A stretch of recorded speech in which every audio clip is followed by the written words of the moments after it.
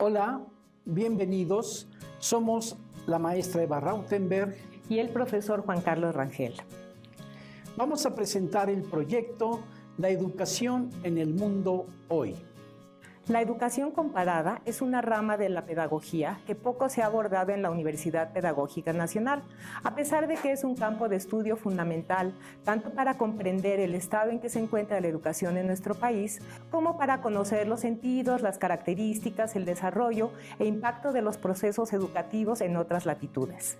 Entendemos por educación comparada, siguiendo a Perdomo, 1993, el estudio de los sistemas educativos contemporáneos con vistas a examinar las soluciones aportadas por ellos y problemas compartidos, para diseñar así aquella estrategia que mejor pueda contribuir a la resolución del propio problema, habida cuenta de sus particulares características. Para Le Tan Col, 1991, la educación comparada es la rama del saber que tiene por objeto identificar, analizar y explicar las semejanzas y diferencias entre hechos educativos y o sus relaciones con el entorno político, económico, social y cultural, e investigar las leyes eventuales que los gobiernan en las distintas sociedades y en diferentes momentos de la historia humana. En la Universidad Pedagógica Nacional, a pesar de ser la educación su campo de especialidad, no se identifica proyecto alguno que se ocupe de poner a disposición de la comunidad universitaria información de lo que ocurre con los sistemas educativos en el ámbito mundial. Por ello, la interpretación que se hace de la educación en México no tiene referentes de contraste con los sistemas vigentes en otros países de Latinoamérica y en el resto del planeta. Este proyecto de investigación pretende incidir en el conocimiento y divulgación de este campo de estudio. El proyecto de la educación en el mundo hoy tiene como objetivos: 1. Establecer una primera red de comunicación con las distintas embajadas de países latinoamericanos en esta primera etapa, con el propósito de identificar a expertos que ofrezcan información pertinente y actualizada de los sistemas educativos, en particular de educación básica y formación de profesionales de la educación. Segundo objetivo, poner a disposición de la comunidad universitaria dicha información a través de diversas actividades académicas donde los foros de análisis y discusión estén privilegiados. El objetivo número 3 es recabar, organizar y analizar la información ofrecida a partir de un conjunto de categorías analíticas que permitan la comparación y el contraste de los sistemas educativos. Y por último, cuarto objetivo, publicar los resultados obtenidos. Al final de esta primera etapa de trabajo, se ofrecerá una publicación impresa y digital conformada por las presentaciones de los especialistas, un estudio preliminar y un apartado de discusión de resultados. Los invitamos a seguirnos en este canal, en donde podrán ver las participaciones de los especialistas e integrantes del cuerpo diplomático asignado a nuestro país para hablar sobre los sistemas educativos de sus respectivos países. Gracias por su atención.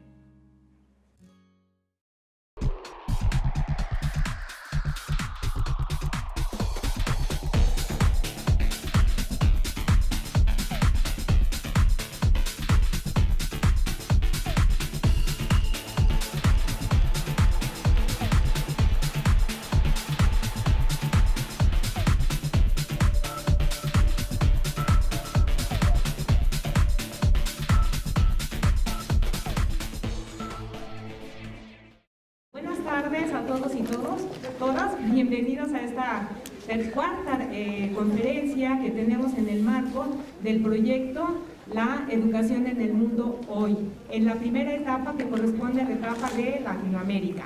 En esta ocasión estamos aquí con la presencia del señor embajador de la República de Chile, el señor Ricardo Núñez Muñoz, que está a mi lado izquierdo, voy a presentar la mesa. Tenemos entonces al final de la mesa al maestro Juan Carlos Rangel, que ustedes lo conocen, es profesor de aquí de la universidad.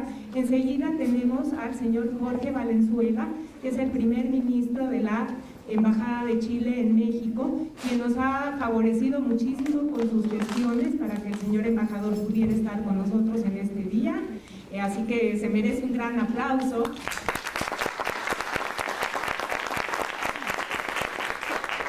A continuación tenemos al señor embajador, el señor Ricardo Muñoz y su servidora Eva Rautenberg. Comentaba que el proyecto que tenemos, que se denomina, como ustedes pueden ver en los carteles, de educación en el mundo hoy, con la fase esta de América Latina, tiene justamente la pretensión de que nos familiaricemos con los procesos educativos, con los proyectos, con los sistemas educativos que se están desarrollando en otros países. Hemos notado que en ocasiones pues nos vamos centrando demasiado en nosotros mismos y perdemos la perspectiva de que hay otras dimensiones, hay otros horizontes en donde también ocurren proyectos que son sumamente interesantes. En este sentido, pues en realidad habíamos notado, Juan Carlos Rangel y yo, que el tema de la educación comparada estaba poco trabajado dentro de la universidad pedagógica, a pesar de que hay una materia que ustedes cursan en la licenciatura en pedagogía que habla precisamente sobre el tema de la educación en Latinoamérica, y veíamos que esta era una ausencia en la presencia, digamos, directa de quienes están en vinculación con los países y que entonces pueden traernos también una perspectiva completamente diferente. Entonces este es el sentido de estas conferencias. Se trata de un proyecto de investigación, y de este proyecto de investigación pues derivarán algunas publicaciones. Van a tener ustedes también en un tiempo razonable disponibles las videoconferencias que se han venido haciendo también de las 3 conferencias previas, y por supuesto la de hoy también se videograbará. Ha venido ya la primera conferencia que tuvimos fue de Cuba, la segunda fue Brasil, la semana pasada tuvimos aquí a República Dominicana y en esta ocasión es Chile. Para el fin del año pues todavía pensamos que habrá una más, y para el próximo año continuaremos pues porque hemos estado también haciendo gestiones con otras embajadas, insisto, en este momento de América Latina.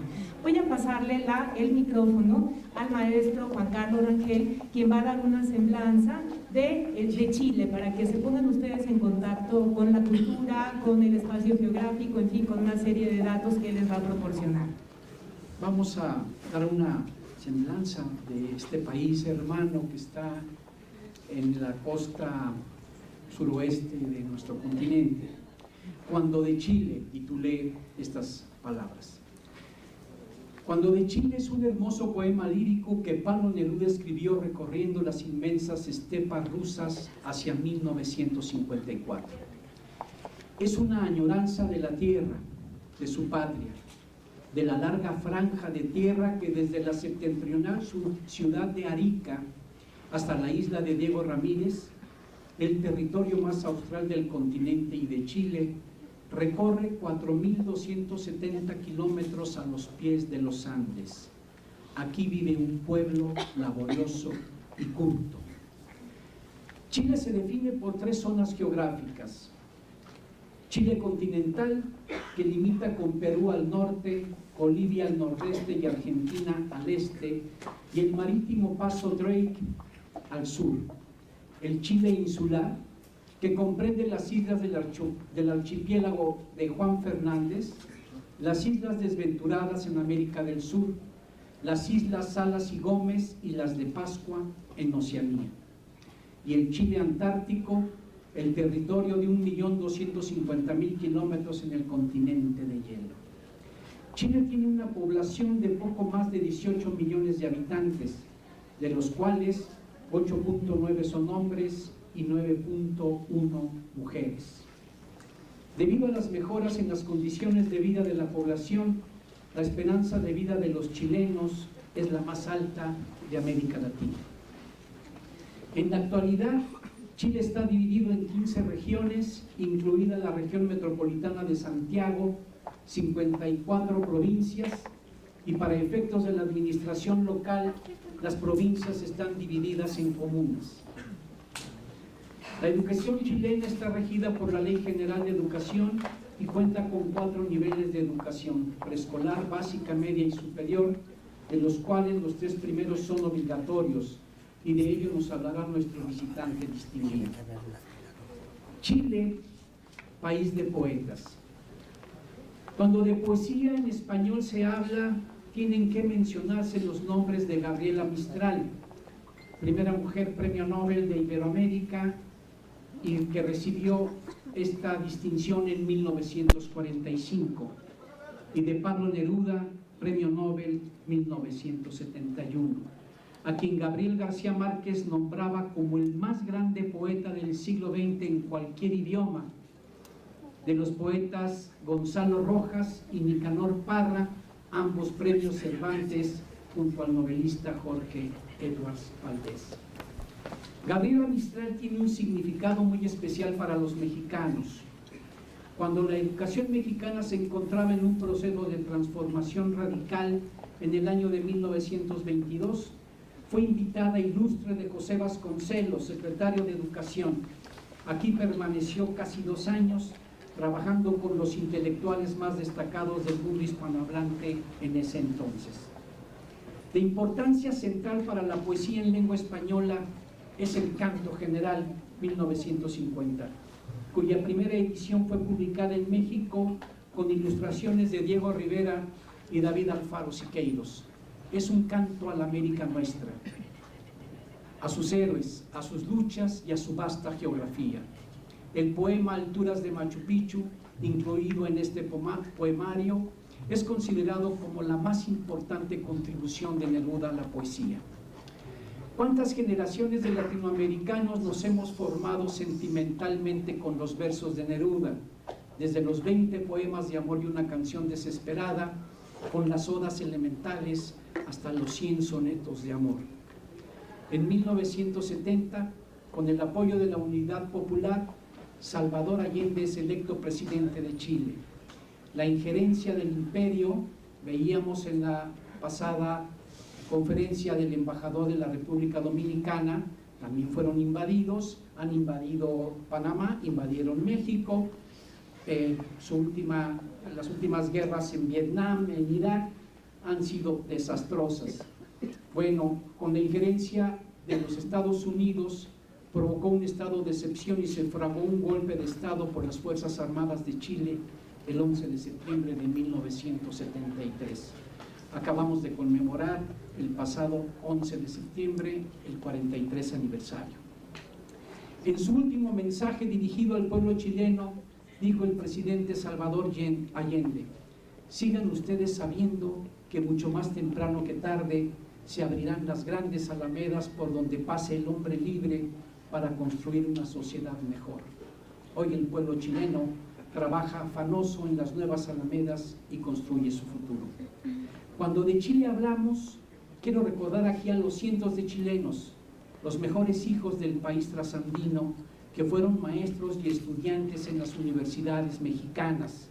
Aquí recuerdo a los maestros Armando Casígoli, Carlos Villagrán y Eduardo Contreras, mis maestros en la Facultad de Ciencias Políticas y Sociales. Recuerdo a nuestro compañero, el profesor Patricio El Pato Sepúlveda, quien dio clases en esta universidad. Y termino con los versos de Neruda a su patria amada. Hay patria sin harapos, hay primavera mía, hay cuando y cuando despertaré en tus brazos empapado de mar y de rocío. Ay, cuando yo esté cerca de ti, te tomaré de la cintura, nadie podrá tocarte, yo podré defenderte cantando, cuando vaya contigo, cuando vayas conmigo, cuando hay cuando.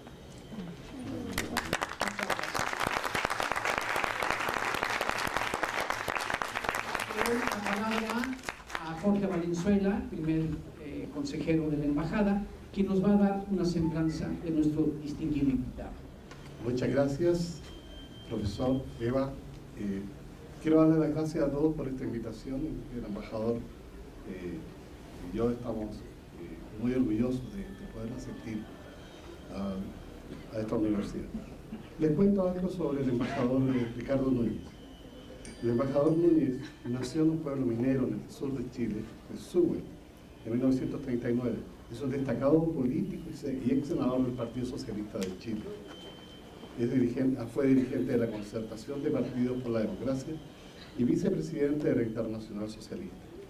Fue presidente del Partido Socialista en 3 ocasiones y en 1989 fue electo senador de la República por la región de Atacama, en el norte de Chile, siendo reelecto en los años 2001 y 2007.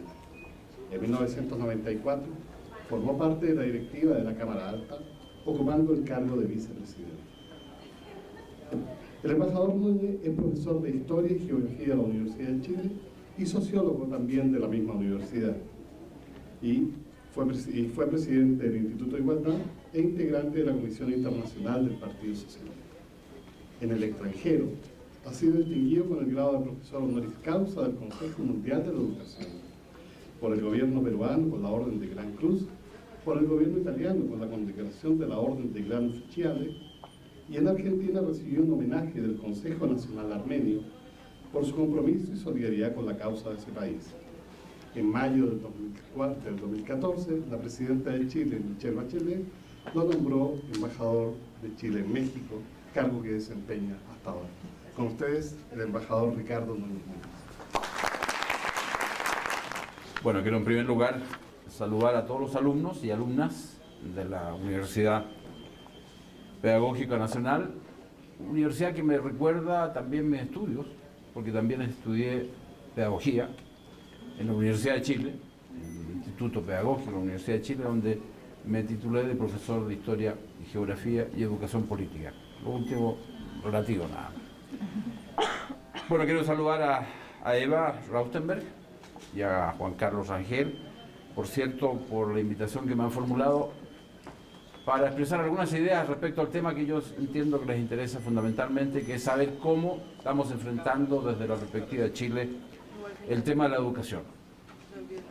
Saludo, por cierto, a mi compatriota Badel, a su señora.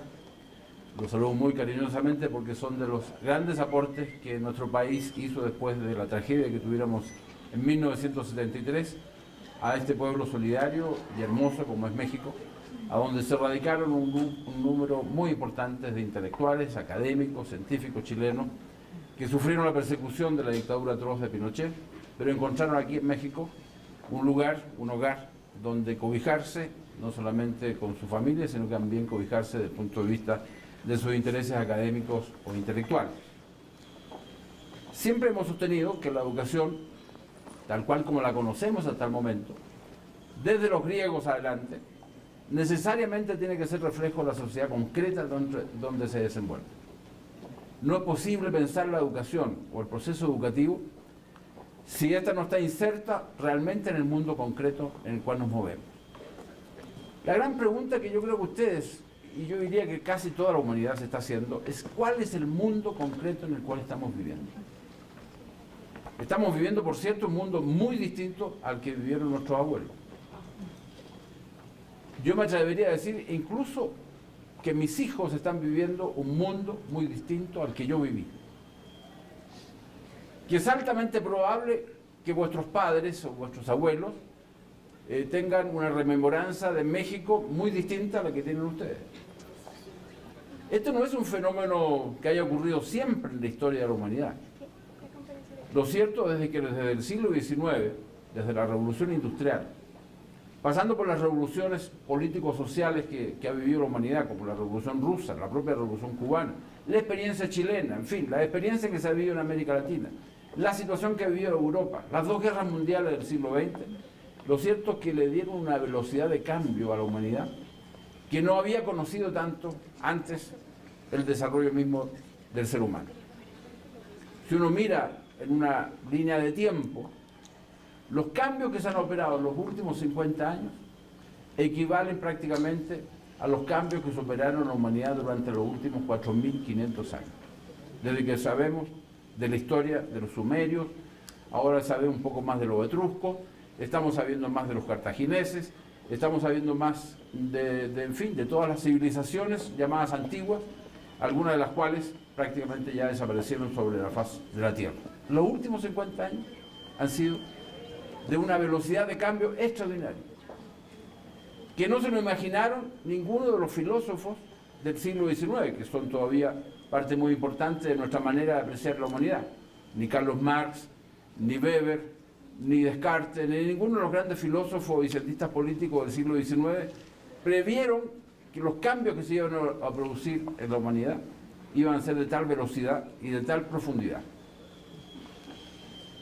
Pero yo diría que los últimos 15 años, dentro de estos 50 años, son de un cambio mucho más profundo de los que se hayan vivido en los 35 anteriores. Desde luego en el campo económico. Es posible que esto sea un tema de discusión, que se diga, mire, la internacionalización de los mercados también se dio durante el siglo XVI y del siglo XVII. Sí, pero es cierto que en aquella época los cambios eran las transformaciones en el campo económico eran muy lentas.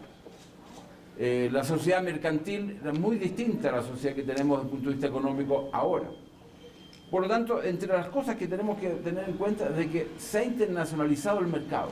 ¿Qué significa la internacionalización del mercado? Es que el intercambio de productos, el intercambio de personas, la movilidad de los capitales que se han producido en los últimos 15 años nunca antes se habían producido en el sistema económico mundial. Cuando hablamos del sistema económico mundial, por cierto, estamos hablando de América Latina, América del Norte, donde está México, Europa básicamente, y por cierto ahora China, que se ha incorporado con una fuerza enorme en el mercado mundial, siendo hoy día prácticamente la primera o segunda potencia económica mundial. No solamente desde el punto de vista militar, que normalmente era el parámetro con que medíamos la potencialidad de los países, sino por la enorme presencia en el campo de la economía mundial. Pero en los últimos 15 años, y tal vez los últimos 20 años, hemos vivido una revolución silenciosa, tal vez no siempre bien estudiada por los académicos, por los científicos. Está en la rapidez de estos cambios, que hoy día hablamos de la revolución científico-tecnológica como si fuera un hecho dado, en consecuencia que estamos viviendo la revolución científico-tecnológica. En otros términos, cuando tenemos un nuevo producto en las manos, que son nuestros teléfonos celulares, estamos ahí con una cantidad de conocimiento científico y tecnológico que no lo habríamos pensado. Cuando estamos viendo los televisores nuevos, cuando estamos viendo satélites que dan vuelta al planeta, cuando ya se puede ir con mucha facilidad, como quien se va a la esquina, a la luna, cuando ya el ser humano está pensando en ir y sobrevivir bien en Marte. Eso no lo habríamos pensado hace 15 años atrás. No era posible pensarlo. Hoy día sí lo podemos pensar. Sí, es perfectamente posible. ¿Quiénes pueden hacer este viaje a Marte? Es otro tema. ¿Quiénes tienen la mano o la manija de la revolución científico-tecnológica? Es otro tema. Son 7 países u 8 países, en el mejor de los casos, que dominan prácticamente esta revolución. Estamos viviendo algo que también se dice genéricamente y no lo profundizamos en la medida en que se requiere. Hoy día no estamos viviendo la sociedad o la economía que transforma los bienes industriales. No estamos viviendo básicamente las transformaciones que se viven en el agro, en el campo. Hoy día estamos viviendo una revolución también en ese campo que no lo habíamos vivido antes y que necesariamente impacta en la educación, impacta en las universidades que se dedican a preparar profesores como ustedes. Estamos viviendo lo que se denomina la sociedad del conocimiento. Esa sociedad del conocimiento llegó para instalarse en prácticamente todo el mundo. Puede ser que haya algunos países de África, algunos países del sudeste asiático que no están viviendo la intensidad de la revolución científico-tecnológica, ni están viviendo la sociedad del conocimiento en los términos que lo está viviendo México, lo está viviendo Chile, lo están viviendo prácticamente todos los países latinoamericanos. Estamos en una sociedad en donde el conocimiento adquirió un valor distinto al que se tenía hace unos 50 años atrás. Conocer, entre comillas, conocer hace 50 años atrás era parte de una élite muy pequeña de personas que conocían la evolución de la humanidad, sabían de historia, algo de biología, sabían un poco de antropología, podían saber de alguna de estas ciencias básicas. Sabían, por cierto, algo de matemática y algo de química. Ese era el conocimiento, pero todo muy superficial. todo muy superficial. No, ahora nos extrañamos mucho que haya un Hawking que es capaz de pensar cómo se transformó el universo, pero junto a él hay miles y miles de hombres y mujeres que se han incorporado al conocimiento del universo. En el siglo XIX no había prácticamente nadie que mirara al universo, a pesar de Copérnico, a pesar de Galileo. Eran muy pocos los que podían pensar dónde estaba instalado este pequeño y casi minúsculo e insignificante planeta que llamado Tierra. La revolución, por lo tanto, que hoy día vivimos, es una revolución de una magnitud impensada por nuestros padres. Pero además, lo que se ha introducido en este mundo, que en todos los planos, no solamente en el plano de la economía, no solamente en el plano del intercambio de productos, estamos viviendo un mundo altamente competitivo, muy competitivo. Estamos viviendo un mundo en donde yo compito con el de al lado, yo compito con el país de al lado, yo compito con el continente de al lado, yo compito y competir en el sentido ya no solamente de diferenciarme con el vecino, cualquiera sea la magnitud del vecino, sino competir para ser mejor que el otro. Esto es parte de una discusión que alcanza el límite filosófico, porque la competencia nos ha llevado a límites de deshumanización particularmente peligrosos. No nos conmueve que se esté bombardeando en este momento Alepo, una ciudad maravillosa, que era una ciudad maravillosa en Siria. No nos conmueve. La competencia es tal que prácticamente no nos damos cuenta de que están sucediendo tragedias, pero al mismo tiempo están surgiendo situaciones extraordinariamente interesantes en otras partes del mundo. La migración por los campos de refugiados que se han abierto en Europa, particularmente en Grecia y en los países de Europa del Este, producto de la guerra civil que se vive en Siria y producto de la situación que vive en Irak, no nos conmueve, pero sin embargo lo estamos viendo en la televisión. Sin embargo, lo estamos viendo a cada momento. Podemos estar viendo cómo caen las bombas de Estados Unidos o de Rusia en los lugares más alejados de Siria. Eso era impensable, ni siquiera para mi generación.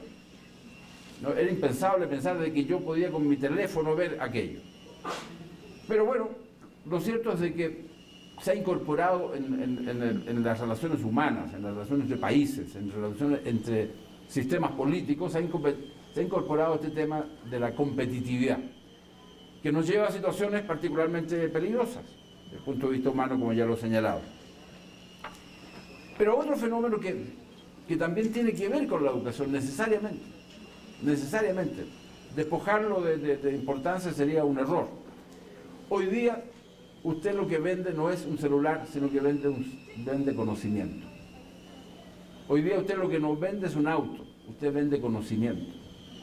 Usted cuando llega aquí un producto de cualquier, incluso el vino chileno, que se vende a raudales aquí en México.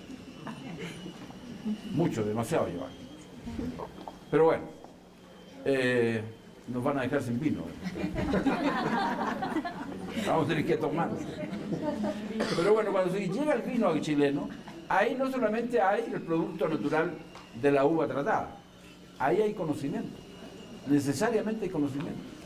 Cuando llega aquí una barra de cobre salido de las fundiciones y de los planteles mineros de nuestro país, hay mucho conocimiento. En todo hay conocimiento. Y por lo tanto, lo que se ha impuesto hoy día en la economía mundial es incorporar el conocimiento a los productos que se transan en el mercado. Es lo que los economistas ya llaman agregar valor. Agregar valor a todo. No vender solamente los productos tal cual como salen de la tierra, cosa que ocurre todavía en América Latina y en mi país.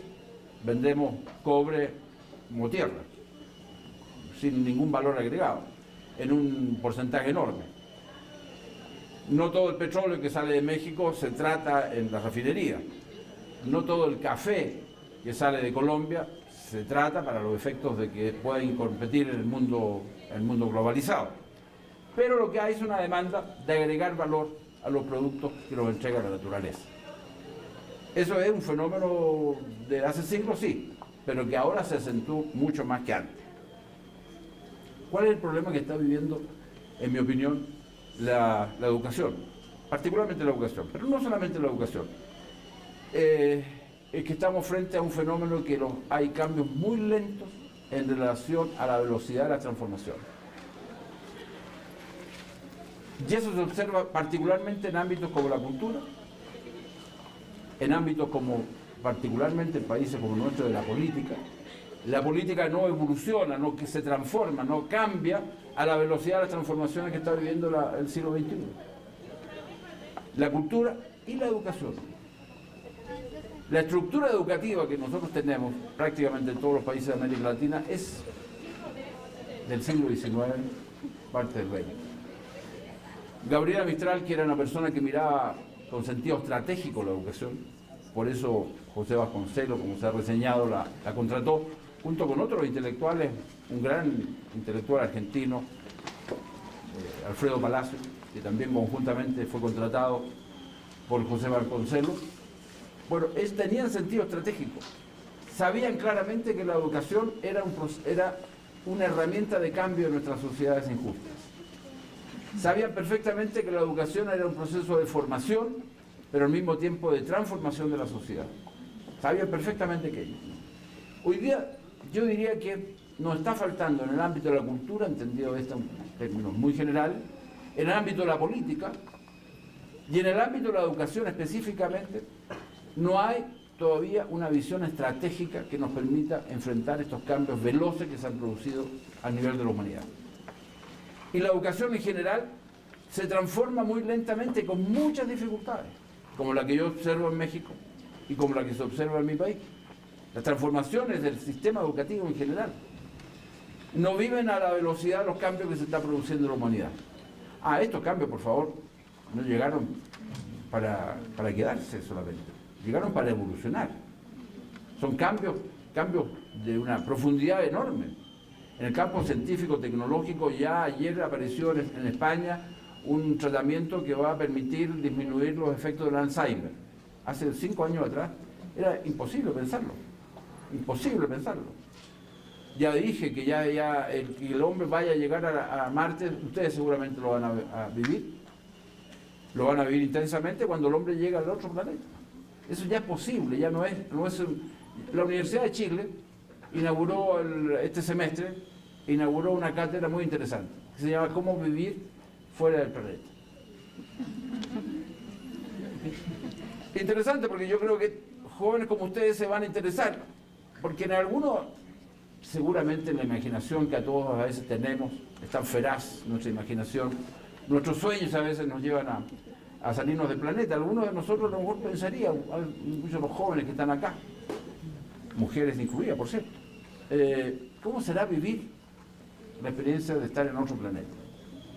No nos habíamos planteado, ni siquiera lo sabemos, cómo se respira, cómo se come, en fin, cómo es la biología de un ser humano viviendo en otro planeta. Eso ni siquiera. Bueno, la Universidad de Chile inauguró una cátedra, ojalá que sea interesante, por cierto, leí hace poco. ¿Cómo se puede vivir fuera del planeta llamado Marte? En todos estos ámbitos, por lo tanto, transformaciones muy profundas y respuestas a esas transformaciones demasiado lentas por la naturaleza de esas transformaciones, a la educación la ha golpeado muy seriamente. Hoy día podemos decir que tenemos una crisis del sistema educativo en toda América Latina. En algunos países con intensidades distintas. En algunos países depende del nivel del proceso educativo, en otros países depende de la calidad y cantidad de los productos educativos que se le entregan a las nuevas generaciones. En otros países dependerá del nivel de gasto que significa la familia, el proceso educativo, de cómo se enfrenta este fenómeno, en fin. Hay intensidades variables y niveles educativos distintos en donde la educación está viviendo esto que yo denomino crisis. Las crisis no solamente son momentos destructivos. Algunos piensan que la palabra crisis es prácticamente la fase final de un proceso disruptivo y de cambio imposible de manejar por la voluntad del ser humano. Yo entiendo la crisis, sin embargo, de una manera distinta. entiendo la crisis como un momento de creación. Entiendo la crisis como un momento de búsqueda.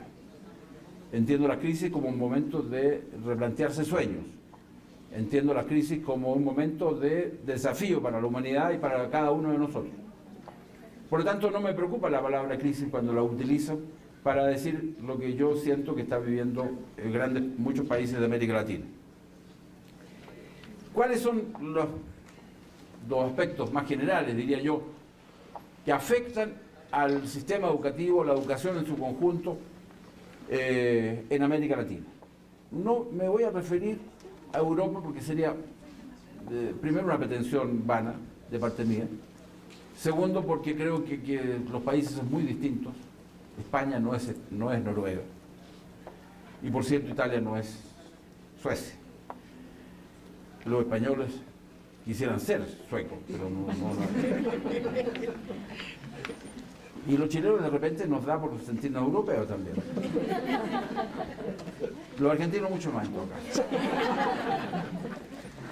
Nosotros nos da por sentirnos los ingleses, porque algún inglés por ahí dijo que los chilenos eran los ingleses de América Latina, la cosa más estúpida que yo he escuchado, pero bueno. Pero bueno, felizmente en los últimos años hemos tratado de mirar nuestro continente con ojos latinoamericanos. No es fácil, sobre todo cuando hay clases sociales pretenciosas, cuando hay sectores intelectuales pretenciosos que solamente sueñan y miran a Europa como si Europa fuera exactamente una suerte de Roma del siglo XXI. Por cierto, después de lo que ha pasado en la Unión Europea, que ustedes lo habrán leído, y ya los ingleses decidieron que no son más europeos, son ingleses, ya no son europeos, ya está, se fueron. Y el inglés va a tener que desaparecer, porque yo no veo por qué los ingleses van a tener la pretensión de que el inglés siga siendo prácticamente el idioma universal, cuando ellos están yendo a Europa, así que yo por lo menos voy a eliminar el inglés de mí. Bueno, pero ¿cuáles son los temas que yo creo que preocupan a los profesores y a ustedes, los estudiantes? Primero hay un problema de calidad. Este es un tema de gran debate en nuestro país en este momento, en Chile. La calidad de la educación. ¿Qué educación le estamos dando a nuestros jóvenes?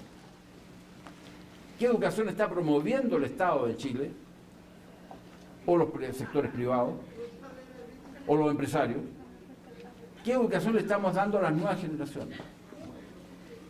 Yo no tengo una respuesta muy fácil, porque este es un debate muy de fondo.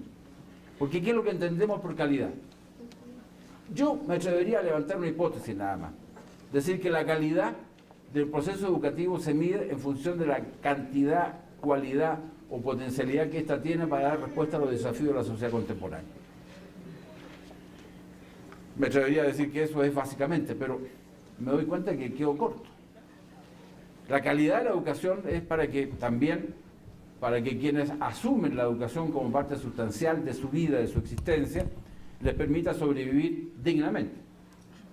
Cuando queremos ser profesores, como yo quise serlo también, no pude ejercerlo mayormente por el golpe de Estado que afectó a mi país, pero quería vivir dignamente. Quería tener una herramienta para poder enfrentar la cotidianidad de la existencia. Pero quedémonos con que hay un primer problema, que es el tema de la calidad.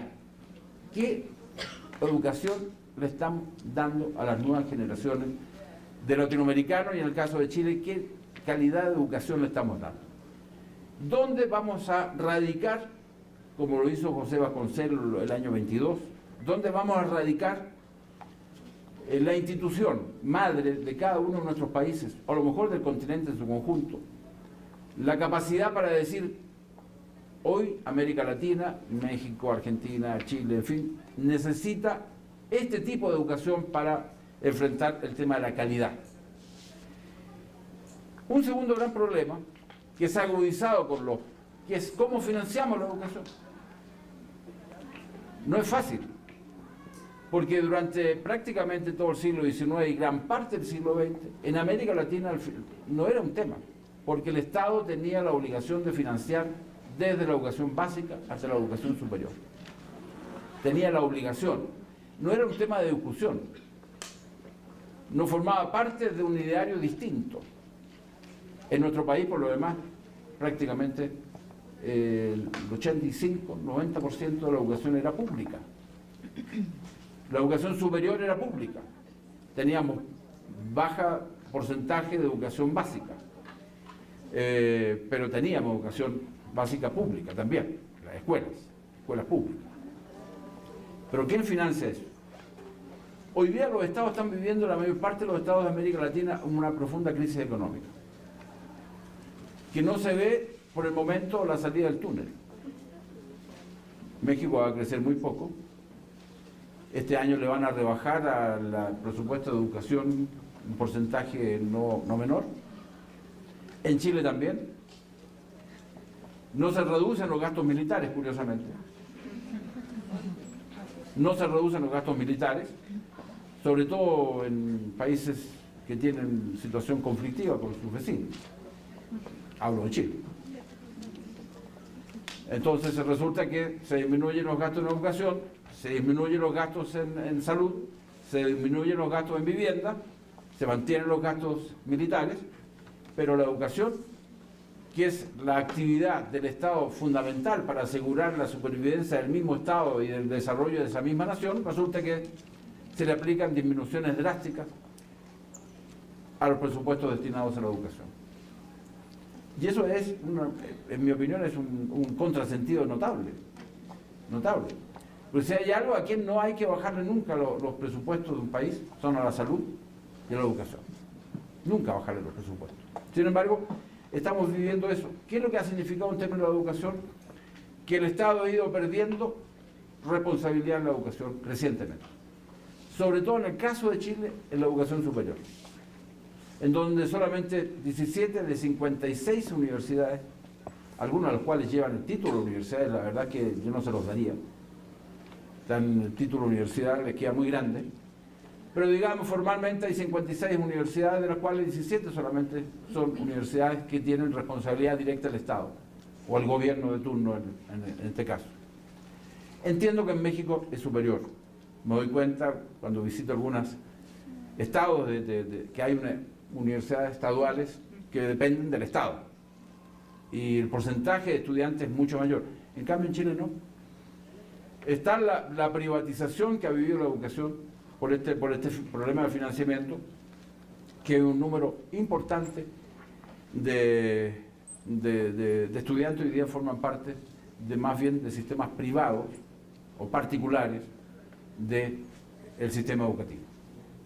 Y por lo tanto el Estado ha perdido la responsabilidad que debe nunca perder un Estado, que es entregarle todos los medios para que se desarrolle plenamente sus habitantes y particularmente su juventud. Esto hace que tengamos una contradicción en América Latina y en Chile particularmente entre la gratuidad versus el financiamiento privado de la educación. Y hoy día la gran discusión es cómo le permitimos, lo que sucedió con mi generación, cómo le permitimos a la mayor parte de los jóvenes chilenos que vayan a las universidades, pero también a la educación media, y por cierto la educación básica, vayan gratuitamente. Esto es un debate que está en este momento en Chile prendiendo.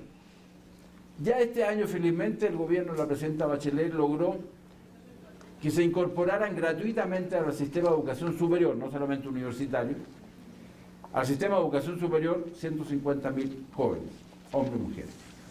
Eso ya es un alivio enorme para la familia, porque lo que tiene que gastar hoy día una familia chilena promedio para que sus jóvenes se eduquen es muy alto. Tanto que hay un sector muy importante de la población, llamado los sectores medios, que si tiene 2 jóvenes en la universidad, uno tiene que sacrificarse, porque no alcanza los recursos para que esos 2 puedan financiarse en el sistema de educación superior, sean del Estado o sean privados. Porque también las universidades del Estado cobran, y cobran bastante. Si usted no tiene recursos, es altamente probable que si su hijo tiene aptitudes para ser médico, no va a poder ser médico, porque para entrar a cualquier escuela de medicina de las universidades chilenas, incluso las más prestigiadas, como la Universidad Católica, la Universidad de Chile, en nuestro país, no va a poder subsistir. que es mucho lo que gasta, porque si quiere una universidad en serio, para que se estudie medicina en serio, tiene que tener laboratorio. Para que se estudie en serio, tiene que tener capacidad de enfrentar los nuevos desafíos que en biología humana hoy en día existen. Si quiere realmente estudiar en serio medicina, tiene que tener la posibilidad de acceder a todas las investigaciones que se están desarrollando en el país o en el mundo respecto a determinadas enfermedades.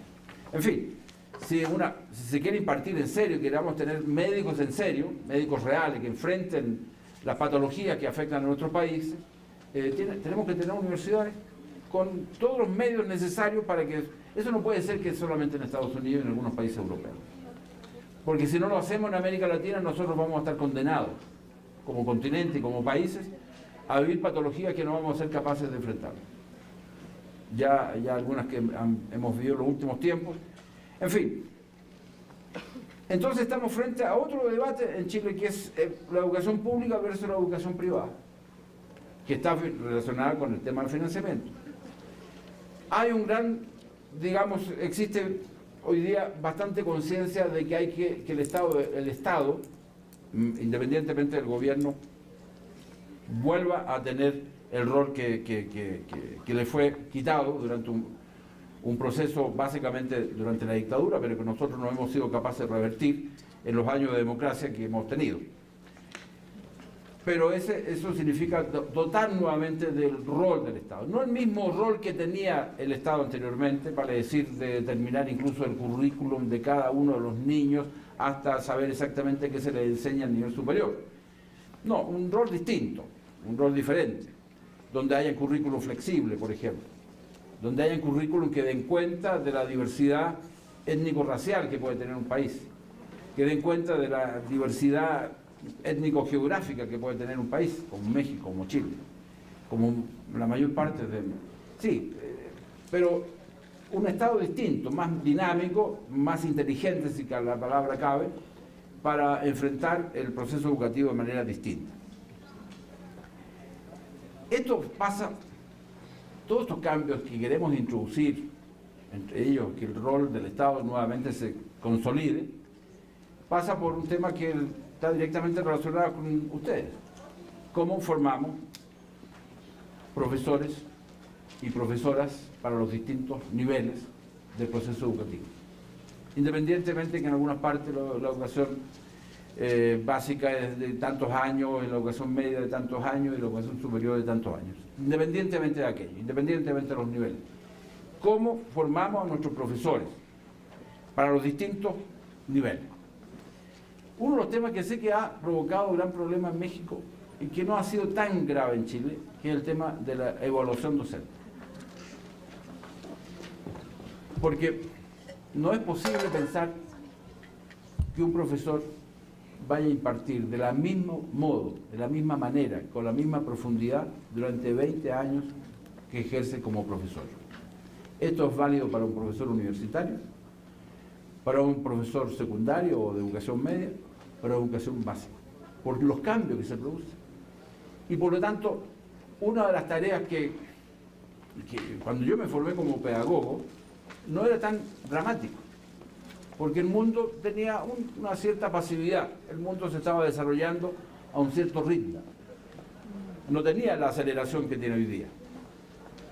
Entonces, la evaluación docente, que sé que ha generado muchas dificultades aquí, es básica. En mi opinión, eso no se puede evitar. ¿Quién evalúa? Es otro tema. ¿Quiénes son los evaluadores? Es otro tema. Pero la evaluación docente, como se denomina genéricamente, es vital. Porque es la única manera para que quienes enseñan, quienes transmiten el conocimiento, quienes tienen la tarea de generar estructuras valóricas y morales en las nuevas generaciones que están en un país, son los profesores. Esa es la tarea fundamental de los profesores, incluso más importante que lo que puedan tener los padres. Sobre todo en un país, en una humanidad, digo, en una sociedad en donde la tradición de que la familia fuera el factor educativo fundamental ha ido desapareciendo, porque tenemos hoy día una nueva familia. No es la familia clásica. Hoy día tenemos una familia diferente. El mundo está viviendo una familia distinta. Hoy día el nivel de jóvenes que se casan es mucho menor que el de mi generación, y para qué decir de mi abuelo o mis padres. Hoy día tenemos un gran debate acerca del matrimonio de personas de un mismo sexo. Hoy día se tiende a tener menos hijos de lo que se tenía antiguamente. Es decir, la familia ha ido cambiando y por lo tanto la familia ha ido disminuyendo, le guste o no le guste a algunos sectores conservadores. Le guste o no le guste, ha ido perdiendo. No por maldad de nadie, sino por las transformaciones que se han producido en la sociedad moderna. Ha ido perdiendo esa enorme influencia que antes tenía en la formación de las nuevas generaciones, la familia, en donde el padre y la madre tenían el rol fundamental de transmitir conocimiento. Las iglesias, no solamente la iglesia católica, las iglesias, vale decir la religión, salvo tal vez en países fundamentalistas como los que estamos viviendo en los países árabes, en algunos, pero en los países llamados occidentales, donde el cristianismo ha jugado un rol muy importante, ya no es un factor educativo de la magnitud que lo fue en el siglo XIX, ni parte del siglo XX. Por lo tanto, es fundamental que el Estado, vale decir, la unidad de todos los seres humanos en función de la nacionalidad que los cobija, que habiten los mismos territorios, ese tiene que volver a tener la responsabilidad que ha ido perdiendo lamentablemente en la educación.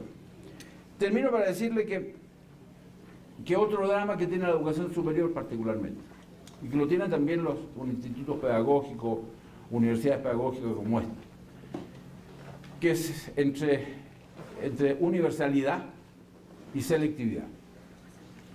Para enfrentar los desafíos tan complejos que tiene la humanidad, podríamos decir, mire, ¿por qué no hacemos de las universidades o de educación superior mejor un centro donde lleguen solamente los mejores, entre comillas? Los que tienen aptitudes reales, los que tienen la formación previa suficiente como para enfrentar estos desafíos. Eso es selectividad. Eso supone que esta universidad o cualquiera otra tenga que imponer normas de ingreso muy radicales. Pero también está, por otro lado, la demanda de los jóvenes, y sobre todo cuando los jóvenes, como ustedes hoy día tienen mucho más voces, mucho más capacidad de influencia, no solamente vía las redes sociales que manejan ustedes también, sino que también porque están incorporados en los procesos sociales mucho más intensamente.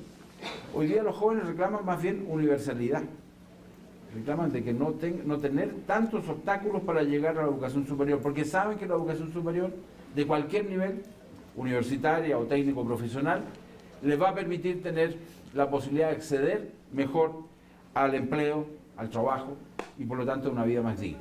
Y eso, por lo tanto, es una tensión muy grande entre selectividad y universalidad.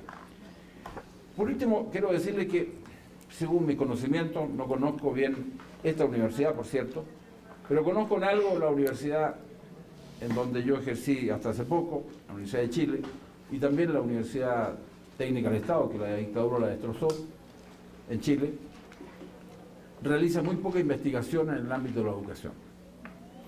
Si hay un ámbito en donde debiéramos tener a todos nuestros académicos y también a los jóvenes que están estudiando, es investigar lo que está haciendo este proyecto, que me permito felicitarlos.